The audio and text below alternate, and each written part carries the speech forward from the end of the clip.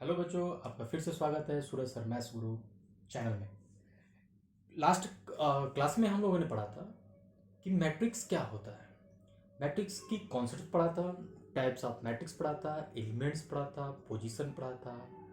और इसके साथ साथ हम लोग ये भी जाने थे कि जब दो मैट्रिक्स इक्वल होते हैं तो किस प्रकार हम किसी भी क्वेश्चन को सॉल्व कर सकते हैं। ठीक है, तो आज हम लोग उसी के आगे के टॉपिक को पढ़ने जा रहे हैं। और इसके साथ साथ हम लोग ये भी सीखेंगे आज के टॉपिक में किस तरह से दो मैट्रिक्स को जोड़ा जाता है, किस तरह से किसी भी मैट्रिक्स में किसी कांस्टेंट से मल्टीप्लाई किया जाता है, किस तरह से किसी भी मैट्रिक्स का कांस्टेंट से मल्टीप्लाई करने के बाद क्या वैल्यू आती है। तो ये सब कुछ आज के हम लोग लेक्चर में जानेंगे। आज का टॉपिक बहुत ही इंपॉर्टेंट है, इसको बहुत ध्यान से देखें। यदि आपने चैनल अभी तक सब्सक्राइब नहीं किया है तो जरूर सब्सक्राइब करें। आइए देखते हैं। इसी के साथ हमारा पहला क्वेश्चन है, जो कि क्वेश्चन कह रहा है हमारे ये एक्सरसाइज 3.1 से लिया गया है। एक सवाल है जो कि कल का मैं टॉपिक पे रिवाइज कर रहा हूँ और उसके बाद आज के टॉपिक को मैं खोलता हूँ। क्वेश्चन कहता है कि in the matrix A equals to 2 5 19 -7 35 -2 5/2 and 12 root 13 1 -5 17। एक ये मैट्रिक्स है और इसमें हमको राइट करना है इसकी ऑर्डर। ठीक है, प्रीवियस क्लास में आपको ऑर्डर बताया गया था, फिर नंबर ऑफ एलिमेंट्स, फिर आपको बताना है कि राइट दी एलिमेंट्स नेम, कि कौन से एलिमेंट्स का क्या पोजीशन है, उसका नाम क्या है। ठीक है, तो आइए देखते हैं। यदि आपको सबसे पहले इसकी ऑर्डर को पता करना है तो मैंने कल बताया था कि number of rose and number of columns को काउंट कर लीजिए। तो इसमें एक और दो और ये तीन तीन रो है और इसमें चार कॉलम है, 1 2 3 4 4 कॉलम में ये डिवाइडेड है, इसलिए इसकी ऑर्डर क्या निकल जाएगा 3/4। यानी ये जो मैट्रिक्स निकल रहा है ये 3/4 ऑर्डर का मैट्रिक्स है। ठीक है, इसी प्रकार अगला क्वेश्चन कहता है द नंबर ऑफ एलिमेंट्स, मतलब हमको बताना है कि इस मैट्रिक्स में कितने एलिमेंट्स है। तो सिंपल सी बात है, आप इसको एक एक करके काउंट भी कर सकते हो, 1 2 3 4 4 8 4 12। ठीक है, या इसके जो ऑर्डर दिया गया है आप यहां से भी कुछ बच्चे क्या करते हैं कि 3 इंटू 4 कर निकाल लेते हैं, 12 हो जाता है। यानी कि नंबर ऑफ एलिमेंट्स हो गए आपके 12।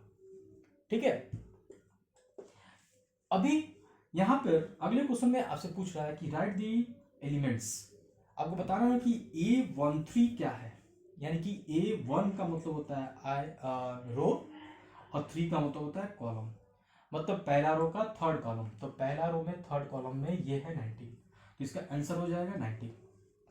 इसी प्रकार A21 सेकेंड रो का फर्स्ट कॉलम, सेकेंड रो का फर्स्ट कॉलम ये नहीं होगा, ये होगा सेकेंड रो का फर्स्ट कॉलम, तो आंसर निकल के आएगा 35। उसी प्रकार A33 third row and third column, तो थर्ड रो कौन सा है, ये थर्ड रो हो गया और थर्ड कॉलम ये है, तो आंसर निकल कर आएगा -5। और A24 कैलकुलेट करना है कि 24 सेकेंड रो का फोर्थ कॉलम, ये हो गया हमारा A24 12 और A23 सेकेंड रो का थर्ड कॉलम ये है 5/2। आई होप कि आपको समझ में आया होगा ये सवाल। इसी प्रकार यदि आपको कोई सा भी सवाल मिलता है इस टाइप के तो आप करेंगे। ठीक है, इसको आप नोट कर लें। चलिए आपका ये दूसरा क्वेश्चन देखते हैं। दूसरा क्वेश्चन ये है, if the matrix has 18 elements what are the possible order it can have. हमको बताना है कि यदि मैट्रिक्स किसी भी मैट्रिक्स में यदि 18 एलिमेंट दिया गया है तो इसके पॉसिबल ऑर्डर क्या होंगे, सॉरी इसके पॉसिबल ऑर्डर क्या होंगे। Very good. Next, what if it has 5 element. यदि इसके पास 5 एलिमेंट होते हैं तो फिर इसके पॉसिबल ऑर्डर्स क्या क्या होंगे। तो कल की तरह हमने लास्ट क्लास में हम आपको बताया था कि यदि 18 एलिमेंट है तो आप इसको फैक्टराइज कर देना। तो फैक्टराइज जब करते हो तो 18 का 1 इंटू 18 हो सकता है, 18 का 18 इंटू 1 हो सकता है, या 18 का 2 इंटू 9 हो सकता है, या 18 को 9 इंटू 2 लिख सकते हैं, 18 को 3 इंटू 6 लिख सकते हैं, या 6 इंटू 3 लिख सकते हैं। यदि और भी कोई पॉसिबल ऑर्डर हो तो बताएं। यानी कि ये हमारे 1 into 18 18 into 2 2 into 9 9 into 2 3 into 6 6 into 3, ये हमारे पॉसिबल ऑर्डर्स होते हैं। ठीक है, और यदि आपके पास 5 एलिमेंट हो, ठीक है, तो उसके लिए क्या करेंगे आप, तो 5 एलिमेंट के लिए 1 इंटू 5 और 5 इंटू 1 का हो सकता है। यानी कि हमारे पास पॉसिबल ऑर्डर क्या है 1 इंटू 5 5 इंटू 1 का। आप इसको नोट कर सकते हैं। अगला क्वेश्चन ये है हमारे पास कि आपको एक मैट्रिक्स कंस्ट्रक्ट करना है 3/4 आर्डर का, और ए आई जे दिया है 1/2 -3i + j, ये हमारा मॉड में है। कुछ नहीं करना है आपको, प्रीवियस क्लास में आपको बताया गया था, प्रीवियस वीडियो में बताया गया था कि देखो बच्चों कि जब भी आपको 3/4 की मैट्रिक्स बनानी है, 2/2 की मैट्रिक्स बनानी है, तो आपको करना क्या है कि पहले उस मैट्रिक्स को कंस्ट्रक्ट कर लेते हैं।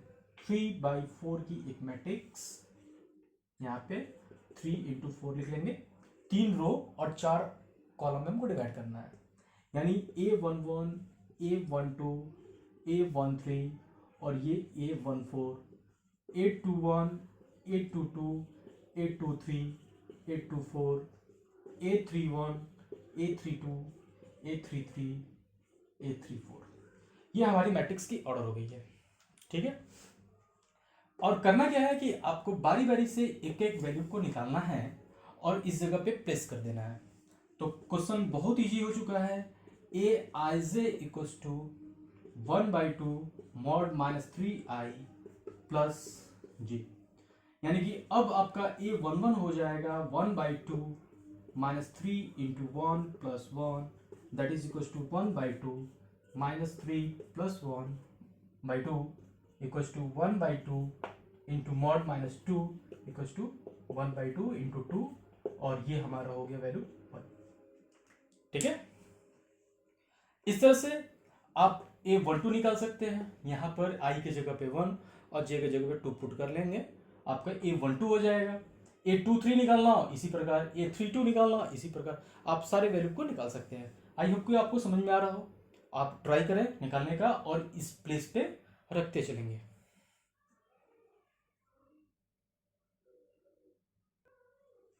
अगला क्वेश्चन आपका आता है, क्वेश्चन नंबर 7 की तरफ हम बढ़ते हैं कि find the value of A B C D from the equation TA - B 2A + C 2A - B 3C + D = -1 5 0 and 13। यानी कि आपको प्रीवियस वीडियो में आपको बताया गया था कि जब दो मैट्रिक्स इक्वल होते हैं तो हम उनकी वैल्यू को पता कर सकते हैं। यदि कोई भी वेरिएबल गिवन हो तो इक्वेट कराकर हम पता कर सकते हैं।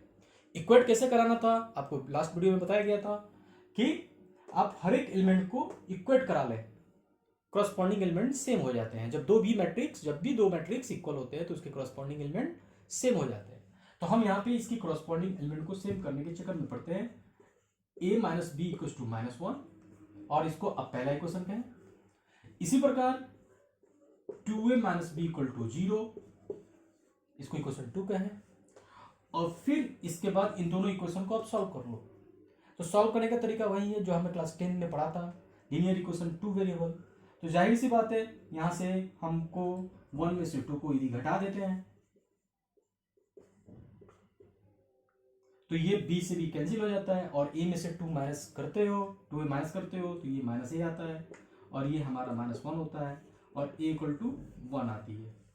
इसी प्रकार इस a को उठाकर आप पहले क्वेश्चन में पुट कर सकते हो, तो ये बन जाता है 1 - b = -1 - b = -2 b = 2। ठीक है, तो इस तरह से हमारा a और b को पता कर सकते हैं। ऐसे ही हम इस इक्वेशन को यहां से कंपेयर करा लेते हैं, मतलब अगेन 2a + c = 5 लिख सकते हैं, क्योंकि ये दोनों मैट्रिक्स इक्वल है तो इसके करस्पॉन्डिंग एलिमेंट भी इक्वल होंगे। और इस प्रकार a की वैल्यू 1 पुट कर लेंगे, 2 × 1 + c = 5 एंड c = 3 निकल जाता है।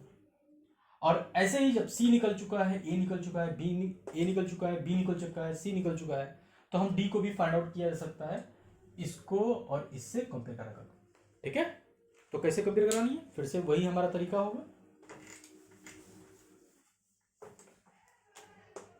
3c + d = 13, और हम वहां से हम c की वैल्यू को यहाँ पे पुट कर लें, यानी कि 3 × 3 + d = 13, और इस प्रकार d की वैल्यू हमारा 4 निकल के आ जाता है। तो इस प्रकार हमारे पास b c d, और जो पीछे मैंने इरेज किया उसमें a था, तो a b c d की वैल्यू फाइंड आउट हो सकती है। ठीक है, आप इसको भी नोट कर लें। यदि आपको कहीं भी कुछ भी एरर दिखाई दे तो इस वीडियो में हमारे कमेंट बॉक्स में जाकर कमेंट जरूर करें और बताएं। आइए बच्चों एक और सवाल देखते हैं। अगला क्वेश्चन दे रहा है कि if A equals to A I J M by N order का एक मैट्रिक्स है, ये एक स्क्वायर मैट्रिक्स को रिप्रेजेंट कर रहा है, तो आपको बताना है कि इस तीनों ऑप्शन में से कौन सा ऑप्शन करेक्ट होगा। तो ये अक्सर कंपटीशन में इस टाइप के क्वेश्चन पूछे जाते हैं कि हॉरिजॉन्टल यदि मैट्रिक्स है तो कौन सा ऑप्शन सही होगा, वर्टिकल है तो क्या होगा, ठीक है। तो कॉम्पिटिटिव लेवल में इस टाइप की भी क्वेश्चन आपसे पूछे जाते हैं। तो आपको मैंने बताया था कि कोई भी यदि मैट्रिक्स स्क्वायर है, सपोज 1 2 4 6, ये एक स्क्वायर मैट्रिक्स लेके चल रहा है, तो यहाँ पे आप देख सकते हो ये एम होता है। एम का मतलब ये रोज को रिप्रेजेंट कर रहा है और ये हमारा कॉलम को रिप्रेजेंट कर रहा है। यानी कि आप देख सकते हो यहाँ पे रो और कॉलम इक्वल आ रहे हैं, इसलिए इसका ऑप्शन क्या होगा, M equal to N. I hope कि आपको समझ में आया हो। अब हम लोग पढ़ने जा रहे हैं बच्चों एडिशन ऑफ मैट्रिसेस, दो मैट्रिक्स का एडिशंस, किस तरह से दो मैट्रिक्स को जोड़ा जाता है, ऐड किया जाता है। तो इसको जानने से पहले इसके पीछे कंडीशन ये होती है कि कभी भी दो मैट्रिक्स का ऐसी एडिशन पॉसिबल है जब ये दोनों मैट्रिक्स सेम ऑर्डर के हैं। जब तक ये दोनों मैट्रिक्स सेम ऑर्डर के नहीं होंगे तो आप उसको ऐड नहीं कर सकते हैं। और ऐड करने के लिए करते क्या है कि उसके करस्पॉन्डिंग एलिमेंट्स को हम जोड़ते हैं, ठीक है। आइए देखते हैं क्या है ये। हमने माना let A equals to A I J and B equals to B I J are any two matrices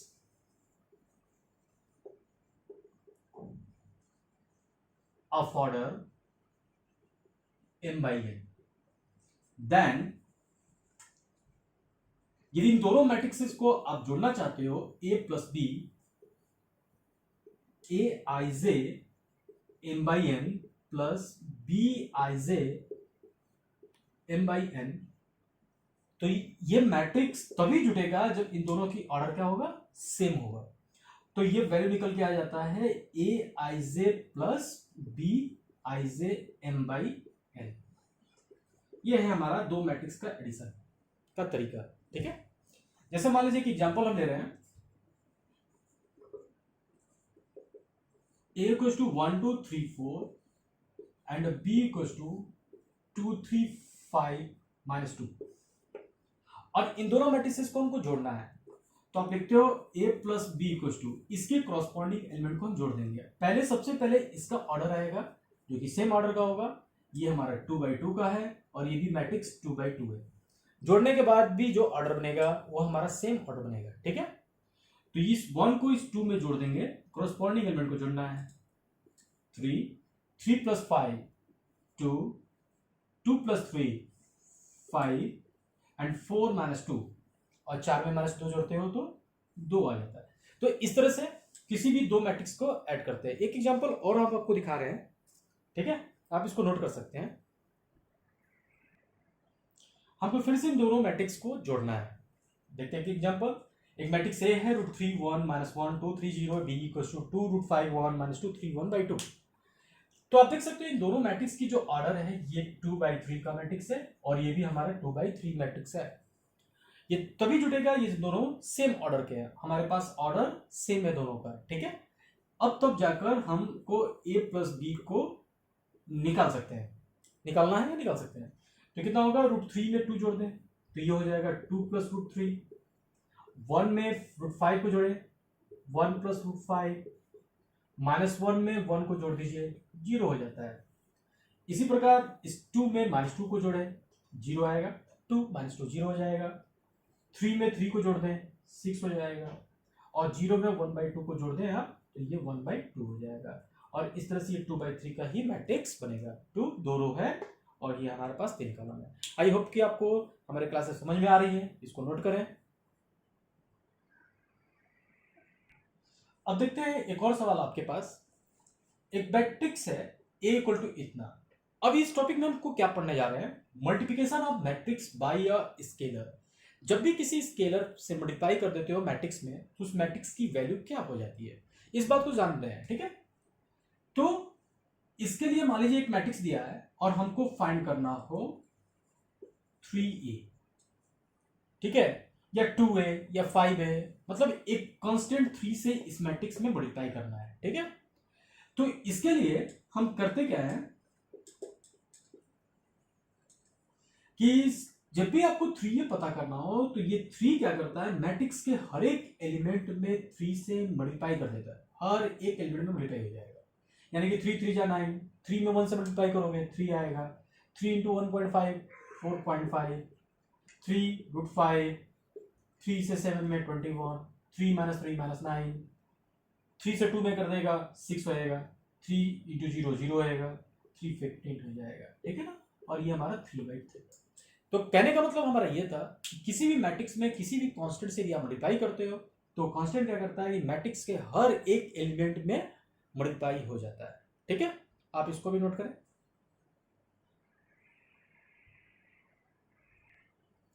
अगली जो टॉपिक है हमारे पास निगेटिव ऑफ मैट्रिक्स है। निगेटिव ऑफ मैट्रिक्स से क्या समझते हैं? निगेटिव ऑफ मैट्रिक्स, मैट्रिक्स का निगेटिव का मतलब ही है कि किसी भी मैट्रिक्स में किसी निगेटिव से मल्टीप्लाई कर देना। जैसे इफ a इक्वल टू 2 3 4 - 5 1 2 और हमको इस मैट्रिक्स का निगेटिव चाहिए, तो negative of matrix a equal to -a होता है, ठीक है। यानी कि इस मैट्रिक्स का निगेटिव आपको पता करना है तो सिंपल सा आपको माइनस से मल्टीप्लाई कर देना है, और ये जो माइनस मल्टीप्लाई करता है मैट्रिक्स के हर एक एलिमेंट में मल्टीप्लाई कर देगा। ये बन जाएगा -2 -4 -1 -3 5 एंड -2। ये हमारा 2/3 का मैट्रिक्स जैसे का तैसा रहेगा, ठीक है। तो निगेटिव ऑफ मैट्रिक्स को निकालते क्यों है? तो ये मैट्रिक्स का निगेटिव इसलिए किया जाता है कि आगे आपको पढ़ना है डिफरेंस ऑफ मैट्रिक्स। तो इस टॉपिक के बाद हम आपको बताने जा रहे हैं कि डिफरेंस ऑफ मैट्रिक्स क्या होता है। देखिए ध्यान से इसको, डिफरेंस ऑफ मैट्रिक्स पे।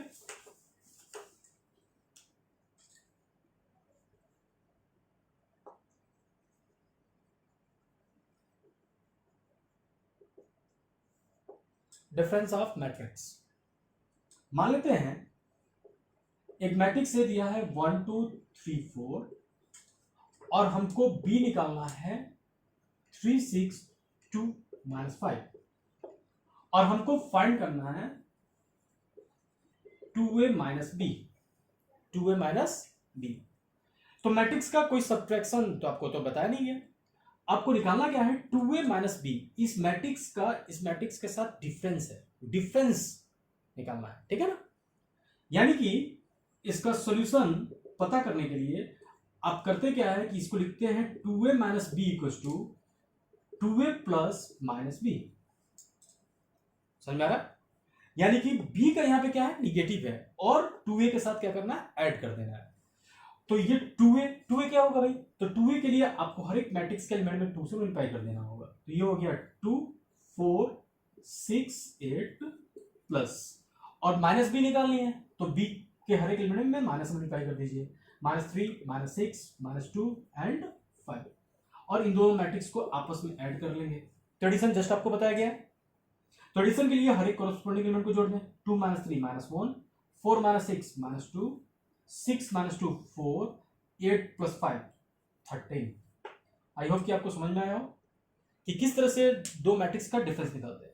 कुछ स्टूडेंट क्या करते हैं कि इसको डायरेक्ट भी निकाल सकते हैं, जो कि वो प्रोसेस ज्यादा सफिशिएंट नहीं है। सही आंसर आएगा लेकिन वो ज्यादा सफिशिएंट नहीं माना जाएगा क्योंकि उसमें थोड़ा सा स्टेप कम हो जाएगी। इसलिए सीबीएसई बोर्ड में आपको स्टेप पे भी बहुत ज्यादा ध्यान देना है, ठीक है। चलिए इसको आप नोट करेंगे। चलिए देखते हैं मैट्रिक्स की प्रॉपर्टीज। मैट्रिक्स की एडिशन की प्रॉपर्टी हम जान रहे हैं। आज हम लोग पढ़ रहे हैं मैट्रिक्स की एडिशंस और उसके प्रॉपर्टीज, ठीक है। बहुत ही ज्यादा इंपॉर्टेंट है, हर एक कॉन्सेप्ट को आप बहुत ध्यान से देखेंगे। प्रॉपर्टीज ऑफ मैट्रिक्स में पहला जो प्रॉपर्टी बता रहा है, आपको बता रहा है कम्यूटेटिव लॉस। मैट्रिक्स का जो एडिशन है वो कम्यूटेटिव लॉस को भी फॉलो करता है, ठीक है। देखें क्या है ये कम्यूटेटिव लॉस को। Let a equals to aij and b equals to bij are in two matrices, then matrices of m by n order,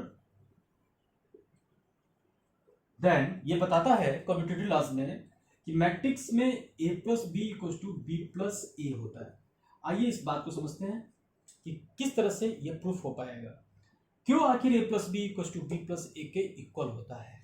ठीक है, आप इसको एग्जाम्पल के थ्रू तो बहुत इजीली समझ लेते हो, लेकिन इसकी जो थियोरेटिकल है उस पोर्शन को समझने का कोशिश करेंगे सभी लोग। ठीक है, देखते हैं इसकी proof. a equal to A I J आपका एक m बाई n का ऑर्डर दिया गया, b equal to B I J m by n का ऑर्डर है।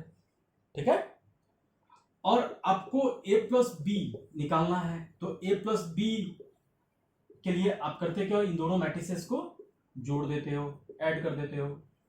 ठीक है, जैसे ही आप ऐड करते हो तो इसको लिख सकते हो A I J plus B I J of m by n order. क्यों? क्योंकि मैट्रिक्स के अंदर का जो एलिमेंट्स है करस्पॉन्डिंग एलिमेंट ऐड हो जाते हैं। ठीक है, और इसको हम क्या कर सकते हैं कि वापस घुमा सकते हैं, B I J plus A I J of m by n order. ठीक है, और जब यदि आप इसको फिर से घुमा के वापस लिख दिए ए आई जे और बी आई जे को B I J plus A I जे लिख सकते हो, तो इसको अलग अलग दो पार्ट में तोड़ सकते हो। कैसे तोड़ेंगे, B I J M by N plus A I J M by N, और इस बी आई जे की जो वैल्यू है ये है बी, मैट्रिक्स बी है, और ए आई जे जो है मैट्रिक्स ए है। तो इस प्रकार आप देख सकते हो कि ए प्लस बी लेकर हमने चला था और हमारा रिजल्ट निकल कर आया B plus A. Once again, if a equals to a I j of m by n order matrix and b equals to b I j m by n order matrix, then we can write a plus b equals to a I j of m by n order plus b I j m by n order. We can directly add the corresponding element of two matrices, then we write a I j plus b I j of m by n order. Again we can we can oppose, हम इसको उल्टा कर सकते हैं, opposite कर सकते हैं, A I J plus B I J equal to B I J plus A I J, and we can write again B I J plus A I J as a B I J of M by N order plus A I J of M by N order, और इस B I J M by N के जगह पे हम matrix B को लिख सकते हैं और ए I J M by N order के जगह पे ए लिख सकते हैं। आई होप कि आपको समझ में आया, इसको नोट करें, बहुत ही एक इंपॉर्टेंट लॉज है। अगली जो प्रॉपर्टी होती है प्रॉपर्टी नंबर 2, एसोसिएटिव लॉ। ठीक है, तो दूसरी प्रॉपर्टी में एसोसिएटिव लॉ में क्या बोलता है कि यदि कोई तीन मैट्रिक्स है, एसोसिएट होने के लिए आपके पास तीन मैट्रिक्स की होना जरूरी है। ठीक है, तो ये बोलता है कि a प्लस बी और b plus C equals to A plus B plus C होता है। तो इस चीज को भी हम उसी तरह से तीन मैट्रिक्स को लेकर a equals to A I J, b equals to B I J and c equals to C I J, commutative law की तरह इसको भी हम प्रूफ कर लेते हैं, m by N order, m by N order, m by N order. और now हम निकालते हैं a plus B, b plus C. तो सबसे पहले हमको करना क्या होता है कि ये b प्लस सी को फाइंड आउट कर लेते हैं। ठीक है, a है हमारा a I J of m by N, और ये जैसे आप b प्लस सी निकालते हो, b प्लस सी निकालते हो, तो ये हो जाता है B I J plus C I J of M by N order. आप देख सकते हो कि यहाँ पे और इसकी दोनों ऑर्डर क्या हो गया, सेम हो गया है। तो जब भी दो मैट्रिक्स की ऑर्डर सेम होते हैं तो वो दोनों मैट्रिक्स को आपस में जोड़ दिया जाता है, और जोड़ते ही हमारा बन जाता है A I J plus B I J of M by A I J plus B I J plus C I J of M by N order. Okay, ये हमारी वैल्यू निकल के आ जाता है A plus B plus C. इसी प्रकार हम इसके राइट हैंड साइड को लेकर सॉल्व कर सकते हैं, या नहीं सॉल्व करना चाहते हो तो आप यहीं से सॉल्व कर सकते हो। किस तरह सॉल्व होगा, तो इसके आगे हम इसको लिख सकते हैं उसके according, A I J plus B I J of M by N order, इन दोनों एलिमेंट्स को एक पास रख लेते हैं और ये सी आई जे को अलग लिख लेते हैं इस प्रकार, और ये जो बन के निकल के आता है ए प्लस बी, और ये जो निकलता है मैट्रिक्स सी। तो इस प्रकार हमारा लेफ्ट हैंड साइड से लेकर चले थे और राइट हैंड साइड पे हम ले जाकर प्रूफ कर पाते। ठीक है, तो ये थी हमारी मैट्रिक्स एडिशन प्रॉपर्टीज। ठीक है, दो प्रॉपर्टीज और है, इसको आप नोट करना, बता रहे हैं आपको।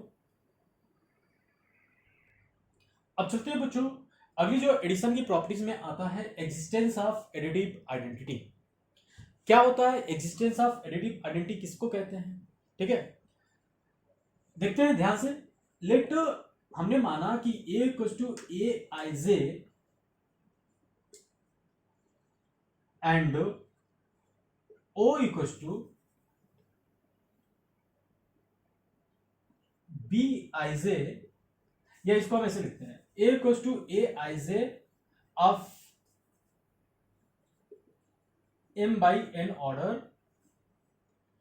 and O be a null matrix। null matrix को ही कल हमने बताया था zero matrix of m by n order. ये क्या है हमारा? कोई एक मैट्रिक्स है m by n ऑर्डर का, और इसी ऑर्डर का एक O एक नल मैट्रिक्स है, या नल मैट्रिक्स को हम जीरो मैट्रिक्स भी बोलते हैं। ठीक है, m by n ऑर्डर का। ठीक है, तो हम इसको लिख सकते हैं a प्लस जीरो, ये जीरो नहीं है, ये o है। ठीक है, a plus o equal to o plus a equal to a। समझ में आ रहा है? यदि आप किसी भी मैट्रिक्स में यदि नल मैट्रिक्स को ऐड करोगे तो वो हमारा मैट्रिक्स ए ही रह जाता है। ऐसा क्यों? क्योंकि नल मैट्रिक्स का हर एक एलिमेंट जीरो होता है, तो जब जीरो हर एक कॉरस्पॉन्डिंग एलिमेंट्स में ऐड होंगे तो वैल्यू वैसे की वैसी रह जाएगा, मैट्रिक्स ए के अकॉर्डिंग रह जाएगा। ठीक है ना? जैसे देख सकते हो ए इक्वल टू 1 2 3 4 और एक नल मैट्रिक्स हम ओ इक्वल टू 0 0 लेते हैं, और ए प्लस जीरो करें, नॉट हम जीरो बोल रहे हैं लेकिन ये ओ है। ठीक है, ए प्लस ओ करें या ओ प्लस ए करें तो ये वैल्यू क्या हो जाएगा? 1 2 3 4 अगेन इक्वल टू ए। समझा ना? यानी कि यहां पे जो ओ है ना, यह एक एडिटिव आइडेंटिटी कहलाता है। तो क्या कॉन्सेप्ट खुल के है कि जब किसी मैट्रिक्स में किसी मैट्रिक्स को ऐड करने पे ये मैट्रिक्स की वैल्यू वैसे की वैसे ही रहे, इस मैट्रिक्स के एलिमेंट्स की वैल्यू वैसे की वैसे ही रहे, तो जो जोड़ा गया मैट्रिक्स है उस जुड़े हुए मैट्रिक्स को हम बोलते हैं एडिटिव आइडेंटिटी। ओके, यानी कि सिर्फ और सिर्फ एक ही ऐसा मैट्रिक्स है जब जोड़ोगे तो मैट्रिक्स की वैसे ही वैल्यू रह जाएगा, और वो मैट्रिक्स है नल मैट्रिक्स। आई होप कि आपको समझ में आया। चलिए बच्चों, अगली टॉपिक की तरफ चलते हैं। प्रॉपर्टीज में ही लास्ट प्रॉपर्टी है एडिशन की, the existence of additive inverse. ये क्या होता है? तो इसके पीछे ये कॉन्सेप्ट ये है कि सपोज के लिए यहाँ पे कोई मैट्रिक्स है और एक हमारे इस हाथ में एक मैट्रिक्स है, इस हैंड में एक मैट्रिक्स है। इस मैट्रिक्स को यदि आप इस मैट्रिक्स में, ठीक है, ऐड करते हो तो ऐड करने के बाद इस मैट्रिक्स की जो वैल्यू है वह एक नल मैट्रिक्स बन जाता है, नल मैट्रिक्स बन जाता है। तो ये जो जोड़ा गया मैट्रिक्स है ना, ये जोड़े गए मैट्रिक्स को ही बोलते हैं एडिटिव इनवर्स या निगेटिव ऑफ मैट्रिक्स। ठीक है, आइए देखते हैं, समझते हैं। Let A equal to A I J be any matrix of m by n। Okay, and minus A equal to minus A I J be any other matrix. कोई दूसरा एक मैट्रिक्स लिया है मैंने, minus A equal to minus A I J. Okay, then आपको पता है कि ए में माइनस ए को जोड़ दें या माइनस ए में ए को जोड़ दिया जाए तो इसकी वैल्यू क्या निकल के आएगा? एक नल मैट्रिक्स निकल कर आएगा। ठीक है, then here minus A is called additive inverse of A, और इसी को बोलते हैं निगेटिव ऑफ ए। यानी कि एडिटिव इनवर्स है क्या? तो किसी मैट्रिक्स का क्या कर देना है? निगेटिव कर देना है। सवाल अक्सर पूछे जाते हैं 1 मार्क में, कि इसका एडिटिव इनवर्स क्या होगा। बच्चे उस टाइम कंफ्यूज रहते हैं, कंफ्यूज होने की जरूरत नहीं है। मैं आपको एक सवाल से दिखा रहा हूँ, क्लियर कर रहा हूँ एडिटिव इनवर्स कैसे फाइंड आउट करते हैं। यानी कि कॉन्सेप्ट क्लियर होनी चाहिए कि if there is any matrix and when we add a matrix other matrix minus A in matrix A, if you are getting the value of that matrix becomes zero, then जोड़ा गया जो matrix है उस जुड़े हुए matrix को हम बोलते हैं एडिटिव इनवर्स। ओके बच्चों, देखते हैं कि इस पे एक एग्जांपल।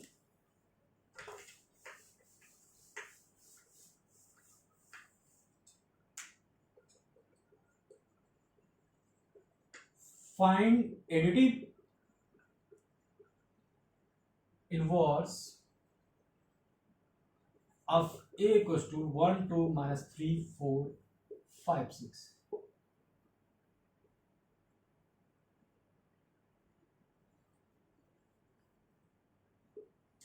ठीक है, तो इसकी सॉल्यूशन आपका निकालना बहुत इजी है। ये मैट्रिक्स है, आपको निकालना है इसका एडिटिव इनवर्स। तो कुछ नहीं, एडिटिव इनवर्स हो जाएगा हमारा एडिटिव इनवर्स इक्वल टू हो जाएगा माइनस ए, और इस ए में माइनस से मल्टीप्लाई कर दीजिएगा, -1 -2 3 -4 -5 -6, यही हमारा आंसर हो जाता है। ठीक है, और यदि इसका एडिटिव इनवर्स पूछेगा तो ये हमारा हो जाएगा, अगेन आप माइनस मल्टीप्लाई कर सकते हो। यानी कि आपके पास ए दिया है तो 1 2 3 4, और आपसे इसका एडिटिव इनवर्स पूछ रहा है तो डायरेक्ट आप आंसर बता सकते हैं -1 -3 -2 -4। ओके, आप इसको नोट कर सकते हो। आइए बच्चों देखते हैं एक क्वेश्चन की तरफ। अभी तक हमने पढ़ा था एडिटिव की प्रॉपर्टीज। ओके, एडिशन की प्रॉपर्टीज क्या क्या है। अब हम चलते हैं कुछ क्वेश्चन की तरफ। हमारी टॉपिक एडिशन की प्रॉपर्टीज समाप्त हो चुकी है। एक सवाल है हमारे पास कि find the value of X and Y. आपको एक्स और वाई पता करना है। एक्स प्लस वाई दिया है 5029 एंड एक्स माइनस वाई दिया है 306-1। ओके, तो ये सवाल आपके लिए बहुत इजी है, अक्सर ये एग्जाम में पूछे जाते हैं, 1 से 2 नंबर में पूछा जाएगा कि यदि x प्लस वाई 5029 दिया है तो आप इसको इक्वेशन 1 लिख सकते हो, और x minus Y equal to 306-1 दिया है तो आप इसको लिख सकते हो इक्वेशन नंबर 2। ठीक है बच्चों, आपको x और y पता करना है, तो आप करोगे क्या, इन दोनों इक्वेशन को आप डायरेक्टली ऐड कर दीजिए, जिससे क्या होगा कि ये y कैंसिल हो जाएगा। चलिए बच्चे देखते हैं, 1 + 2 जैसे आप ऐड करते हो तो ये y से y क्या हो जाएगा, कैंसिल हो जाएगा, और ये x 2x हो जाएगा, और मैट्रिक्स का एडिशन जस्ट आपको बताया गया है। करस्पॉन्डिंग एलिमेंट को जोड़ते हैं, 5 3 8 0 2 6 8 9 -1 8। ओके, और इसी तरह से x इक्वल टू हो जाएगा 1/2 8 0 8 8, और ये 1/2 से क्या होगा, इसमें मल्टीप्लाई हो जाएगा, तो क्या होएगा आंसर 4404। वन सेकेंड अगेन, आपने क्या किया कि दोनों मैट्रिसेस को जोड़ दिया, तो 5 3 8 2 6 8 0 0 0 हो जाएगा, 9 -1 8 हो जाएगा ऐड करने पे, और 2 से यहाँ पर डिवाइड कर दिया, तो x की वैल्यू हमारी फाइंड हो गई 4404। और जब x की वैल्यू आपके पास पता हो गई तो आप y भी निकाल सकते हो इसलिए। ठीक है, चलिए देखते हैं y कैसे निकलेगा।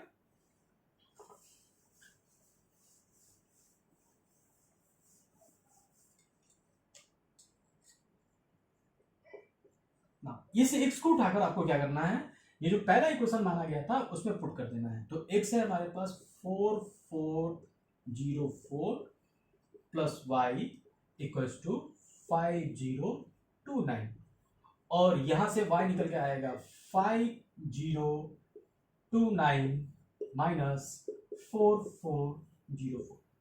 तो आप चाहे तो यहां पर डायरेक्ट माइनस कर सकते हो, लेकिन थोड़ी सी स्टेप की कुछ कमी हो जाती है, तो इसलिए हम करते क्या है, इसको प्लस कर कर और इस माइनस से अंदर ले जाकर मल्टीप्लाई कर देंगे, तो -4 -4 0 -4।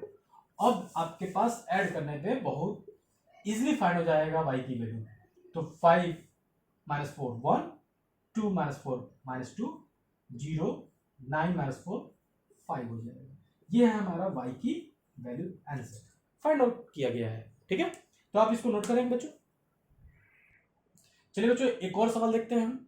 आपको x और y की वैल्यू को पता करना है। x और y है कहाँ, तो यहाँ पे है, और ये कुछ इस प्रकार सा एक इक्वेशन बनाकर आपको लिखा गया है। तो बच्चों आपको करना क्या है, यहाँ पे 2 से मल्टीप्लाई है तो पहले हम इस 2 से मल्टीप्लाई कर लेते हैं। तो ये मल्टीप्लाई जब करते हो तो ये हो गया 4 6 2x 2y plus 1 2 3 4 equal to 6 7 8 5। ठीक है बच्चों, और इसके बाद आपको क्या करना है कि इनको ऐड कर लेना है। तो 4 plus 1 5 2x plus 3 6 plus 2 8 2y plus 4 और इक्वल टू 6 7 8 5 हो चुका है हमारे पास। ठीक है, क्या क्या मैंने फिर से देखें, इस 2 से मल्टीप्लाई कर दिया, 2 2 जा 4 2x 6 2y 1 3 2 4 6 7 8 5 है। ठीक है, आप इसके करस्पॉन्डिंग एलिमेंट को ऐड करते गए, 4 plus 1 5 2x plus 3 2x plus 3 6 plus 2 8 2y plus 4 equal to 6 7 8 5 और लास्ट में जाकर आप यहां से इसको कंपेयर कर लें। ठीक है, तो जैसे आप कंपेयर करते हो तो आपके पास मिल के आता है 2x plus 3 equal to 7 2x equal to 4 x equal to 2 और 2y plus 4 equal to 5 2y equal to 1 y equal to 1/2। ठीक है, चलिए बच्चों आप लोगों ने इसको नोट किया। जैसा देखिए बच्चों, स्टूडेंट एग्जाम में जाकर कॉम्पिटेटिव एग्जाम में जाकर 2 और y 1/2 पे टिक आउट करके आ जाते हैं, लेकिन और ऑप्शन भी इनके पास 2 और 1/2 रहता भी है और यहां पे ये टिक कर देते हैं।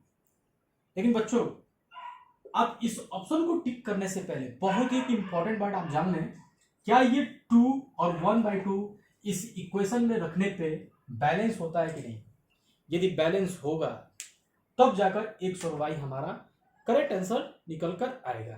ठीक है, आइए चेक करते हैं बैलेंस हो पा रहा है कि नहीं हो पा रहा है।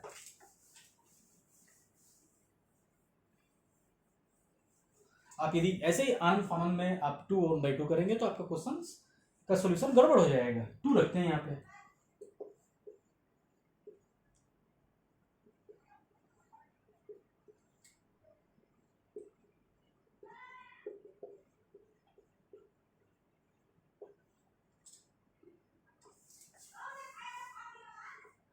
चलिए देखते हैं बच्चों मल्टीप्लाई कर 4 6 4 1 2 से मल्टीप्लाई करोगे ये 1 हो जाएगा। ठीक है, प्लस 1 2 3 4 इक्वल टू 6 7 8 5। देखते हैं दोनों को जोड़ने पे आंसर सही आ रहा है नहीं आ रहा है। 4 प्लस 1 दैट इज 6। क्या 6 होता है क्या? 4 प्लस 3 7। क्या 7 होता है क्या? बिल्कुल सही होता है। 6 प्लस 2 8 एंड 1 प्लस 4 5। यानी कि अभी हमारे पास एक चीज इस क्वेश्चन में गड़बड़ था और हमने x और y की वैल्यू निकाल दिया था। गड़बड़ यह था कि क्वेश्चन में यहां पर 6 की जगह पे क्या होनी चाहिए थी? 5 होनी चाहिए थी। ठीक है, और तब जाकर यह सवाल हमारा सही माना जाएगा। ठीक है, 4 plus 1 5 4 plus 3 7 6 plus 2 8 1 plus 4 5। Understood? आई होप कि आपको समझ में आया हो और किसी भी कॉम्पिटिटिव एग्जाम में आप इसको ध्यान से देखें कि सवाल सही हो पा रहा है, गलत दिया है। ठीक है, और उस पर हम गड़बड़ी कर देते हैं। एक और आपके पास कॉम्पिटिटिव सवाल है। ठीक है, बहुत ही अच्छा सवाल पूछा गया है। Root x equal to -1 then find x। अक्सर बच्चे इसका आंसर फटाक से लिख देते हैं, कुछ जो उनको समझ में आता लिख लेते हैं और 4 ऑप्शन आपके पास दिया है। x equal to 1 x equal to -1 x equal to 0 और फोर्थ ऑप्शन हो जाता है नन। तो स्टूडेंट करते क्या है कि ये सवाल मिला है, सर इतना इजी सा सवाल है। ठीक है भाई, देखते हैं इजी सा सवाल है तो रूट x इक्वल टू -1 और दोनों तरफ बच्चे ने स्क्वायर कर दिया। रूट x का स्क्वायर इक्वल टू -1 का स्क्वायर, यानी ये x इक्वल टू 1 हो गया। हाँ दिखा x इक्वल टू 1 और टिक आउट कर दिया और टिक करके चले आते हैं घर पे, जो कि ये आंसर गड़बड़ हो जाता है। जी बिल्कुल गड़बड़ हो जाता है। क्यों गड़बड़ हो गया? सब कुछ तो सही किया था मैंने, लेकिन यहाँ पे आंसर गड़बड़ क्यों हो गया? वो इसलिए बच्चों कि यहाँ पे सवाल को आपने ध्यान से देखा ही नहीं कि सवाल है क्या। तो सवाल को करने से पहले आप सवाल को समझे, किसी भी क्वेश्चन को करने से पहले क्वेश्चन को समझे और तब जाकर लगाए क्वेश्चन को। यहाँ पे जो है रूट x जो है एक पॉजिटिव स्क्वायर रूट बता रहा है, ये पॉजिटिव है, पॉजिटिव वैल्यू होती है, और राइट में क्या है, निगेटिव है। क्या पॉजिटिव और निगेटिव बराबर हो सकता है क्या? बिल्कुल भी नहीं हो सकता है।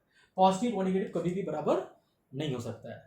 तो इसका मतलब x इक्वल टू 1, ये आपका आंसर गड़बड़ है, ये आपका आंसर गलत हो जाएगा। ठीक है, तो सर आखिर इसका आंसर x इक्वल टू 1 गड़बड़ है, तो फिर सही क्या होगा? तो ये जब सवाल ही गड़बड़ है तो इसका कोई भी आंसर नहीं होगा, और इसका आंसर निकल के आएगा नन, और नन का मतलब में कुछ भी हो सकता है, यानी कि इसका नो सॉल्यूशन इसका सही आंसर है, नो सॉल्यूशन, कोई सॉल्यूशन ही नहीं है। आई होप कि आज की वीडियो आपको समझ में आई होगी। नेक्स्ट वीडियो में और भी आपको अच्छी अच्छी चीजें लेकर आएंगे, देखना ना भूलें। ठीक है, यदि आपने अभी तक चैनल को सब्सक्राइब नहीं किया है तो सब्सक्राइब करें, शेयर करें, खूब सारा लाइक करें। थैंक यू एंड जय हिंद।